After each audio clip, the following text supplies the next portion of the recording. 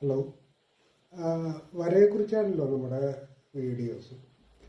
സാധാരണ ഇപ്പോൾ എന്താ പറയുക, ഒരു ക്യാരക്ടർ ഡിസൈൻ ചെയ്യുമ്പോഴോ കാർട്ടൂൺസ് വരയ്ക്കുമ്പോഴൊക്കെ നമ്മൾ യൂസ് ചെയ്യുന്ന വരകളുണ്ട്.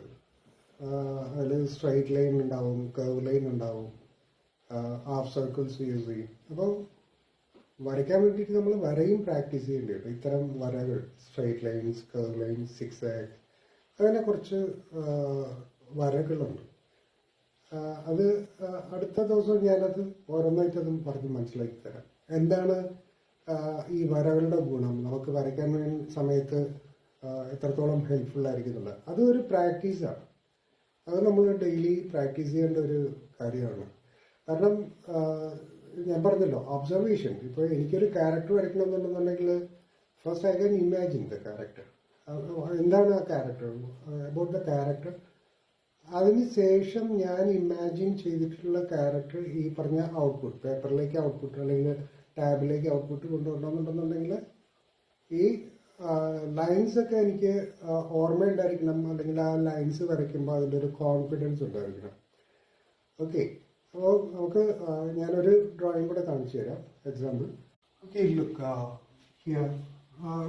ഒരു സ്ട്രൈറ്റ് ലൈൻ, ഒരു vertical straight line, then curve line.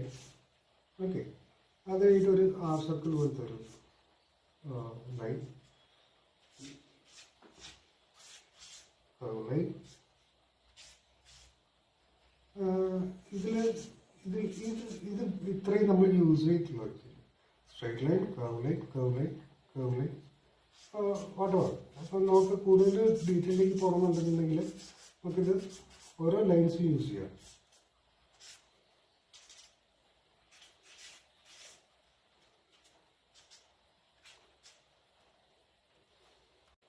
നോക്കൂ, ഇതിൽ ഇപ്പം ഞാൻ വെർട്ടിക്കൽ സ്ട്രൈറ്റ് ലൈൻ വരച്ചു, കർവ് ലൈൻ വരച്ചു, ഹാഫ് സർക്കിൾ വരച്ചു. അപ്പോൾ ഓൾറെഡി എനിക്ക് ഈ ഒരു ക്യാരക്ടറിനെ പറ്റിയിട്ട് എനിക്കൊരു ഐഡിയ ഉണ്ട്. ഞാൻ എന്താണ് വരയ്ക്കാൻ പോകണമെന്നുള്ളത് ഒരു ഐഡിയ ഉണ്ട്. അപ്പോൾ ഈ പറഞ്ഞ ലൈൻസ് വെച്ചിട്ട് ഞാനത് കംപ്ലീറ്റ് ചെയ്യുക ചെയ്യുന്നത്.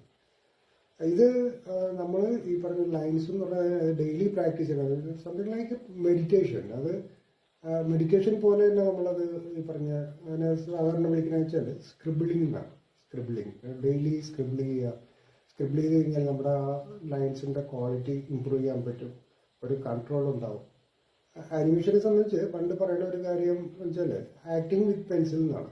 അപ്പോൾ ഈ പറഞ്ഞ പെൻസിൽ വെച്ചിട്ട് നമുക്ക് വേണമെങ്കിൽ ടാബും യൂസ് ചെയ്യാം. പക്ഷേ ഞാൻ അഡ്വൈസ് ചെയ്യണത് ഫസ്റ്റ് നിങ്ങൾ പെൻസിൽ വെച്ചിട്ടുണ്ട് പ്രാക്ടീസ് ചെയ്യുക, ഇത്തരം സ്ക്രിബിളിംഗ് പ്രാക്ടീസ് ചെയ്യുക എന്നുള്ളതാണ്.